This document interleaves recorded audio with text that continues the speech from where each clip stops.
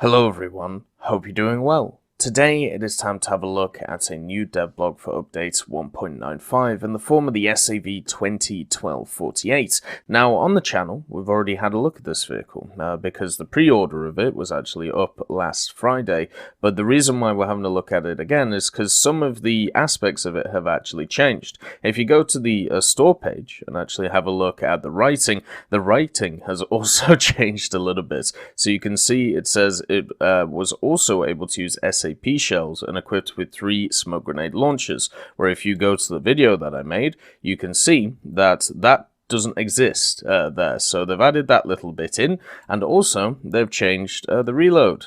Now it's at 1.2 seconds instead of 1.6. So the reason why we're doing this video is to clarify some of the statistics, since they seem to have changed on Gaijin's end. So what is the Nordic Sledgehammer? It's one of those experimental Swedish SPGs that was made in the late 1940s, and it was actually built by Bofors, which is, obviously known, or very well known, for their gun manufacturing, or cannon manufacturing, I suppose. But in 1948, Bofors began work on developing a new SPG. It was part of a private venture in an effort to realize a long-lasting goal of establishing itself not only as an arms manufacturer, but also in the realm of armored fighting vehicles.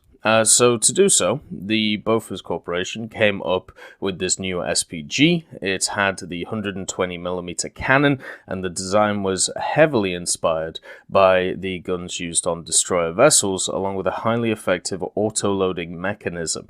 The design was ready by the end of 1948, and a single prototype was constructed in the following year. However, while the test didn't exactly seem to impress the Swedish military enough to consider placing an order for the vehicle, the main issue of this vehicle was its price. Its price was incredibly high because of the fact that Bofors had used their own funding to develop it, and also they needed a lot of money for the production of the vehicle overall, mainly down to its very, very complex parts, such as this auto-loading system and the 120mm gun. So therefore, since the Swedish military didn't want it, the SAV 20.12.48 never went into production. But despite its failure, the project wasn't a complete loss for Bofors. They used some of the experience gained from building it and also designing it in the STRV 103. So it wasn't one of those vehicles that just went to waste with, nothing being made from it. Instead, what happened was, at least some of the ideas were pushed forward. So yeah, it's definitely a very interesting vehicle, and it's one of those vehicles that I would say is very much on the limit of, this thing is kind of crazy. And yes, even though it didn't go into production, I understand why as a prototype it would be really fun in the game. Like there's this thing in War Thunder where there's a lot of vehicles which never entered production, and for either monetary reasons or just they couldn't get the systems working correctly, but in game they do incredibly well. The Object 906 is a great example of this. This is a light vehicle with a stabilizer with the 85mm. It's got a crazy reload, it's amphibious, it can do pretty much anything you want, but obviously in actual history there wasn't really much use for it, but in game it can be an absolute monster.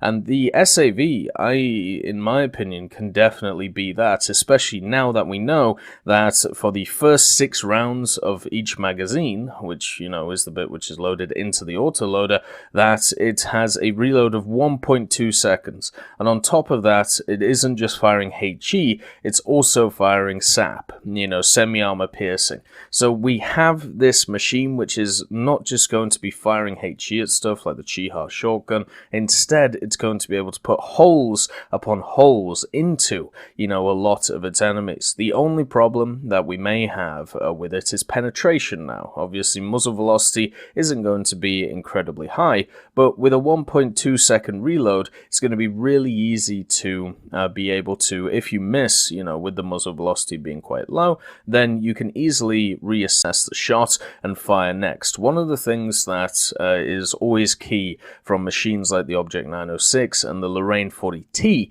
is once you get hit once, they're going to hit you again.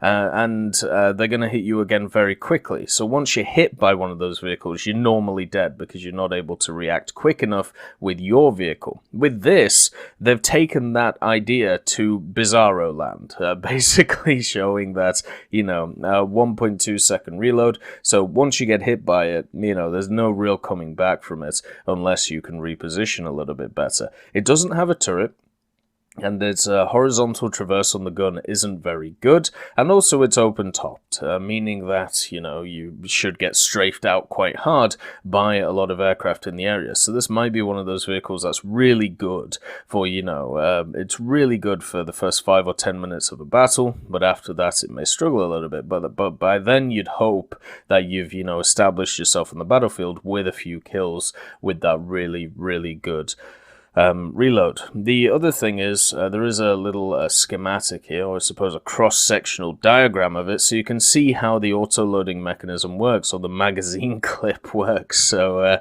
it's definitely interesting to see how that works. And after, will we get a system kind of like how we have the auto-loading system now, where gradually you get rounds added to the auto-loading system, and then, you're able to fire them, or is it going to be a clip-by-clip basis? So are you going to be able to fire, 6 rounds and then it has to wait to load the next 6 rounds, or is it going to be the same as the other autoloaders? That is something that has to be, at least clarified. It would be nice to see.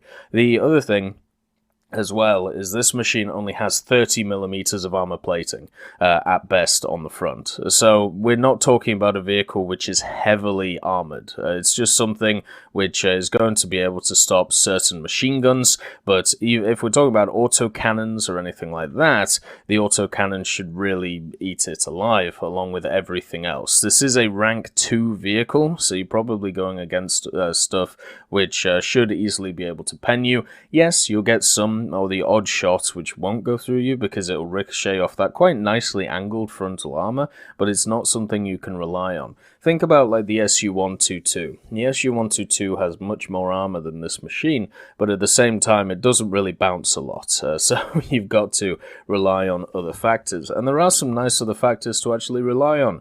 If we, have a look here. It has a very good engine in it, 400 horsepower. The 400 horsepower gives the SAV 20.12.48 a power-to-weight ratio of 20 horsepower per ton, which is definitely up there when we have a look at vehicles around this tier. At the same time, it can go 52 kilometers an hour forward and 20 kilometers an hour in reverse. Now, for me, I'm not too bothered about the top speeds, but for a machine which is going to be in-game used as a tank destroyer, the most important thing is the acceleration, and also, how quickly can I get to about 10 to 15 kilometers an hour going backwards, because you're going to have to reposition a lot, especially after firing those 6 shells. You can take up a position, you can fire a few shots off, and then you're going to have to reposition, because once the enemy knows where you are, it's not going to be hard to kill you. They only have to really throw one shot in your direction, and since it only has 30 millimeters at most, it might even be subject to the hull break mechanic that we have in the game, which of course would even be worse for it. So that is definitely something that has to be thought about.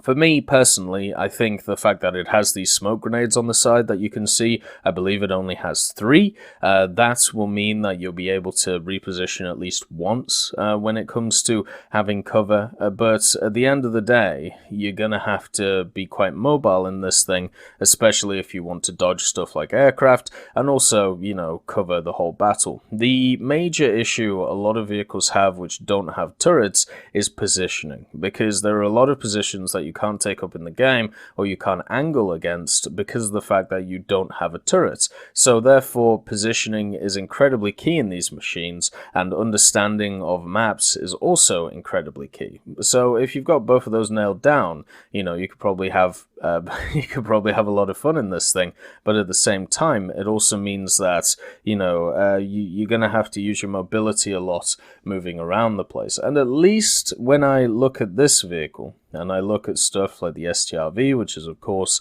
an MBT, but stuff like the IKV 72 as well, what I see is a machine which looks a hell of a lot more fun than the Semaventes. I didn't have a lot of fun with the Semaventes. I thought they were incredibly annoying to use. Their guns were underpowered, their armor was also underpowered, and their reverse was even worse. So your engine was also underpowered. There's a reason why a lot of the Semaventes went down in BR about a month or two after they were released, because they just weren't up to snuff, and they still aren't really. If you compare them to like other tank destroyers of similar BRs, they're not really what you're looking for. So I'm hoping that with the introduction of these SPGs from Sweden, we're going to get a much more positive experience, and I think the positive experience will come in because they have a little bit more speed to them, they have a little bit more nip, and I think for me that is incredibly important.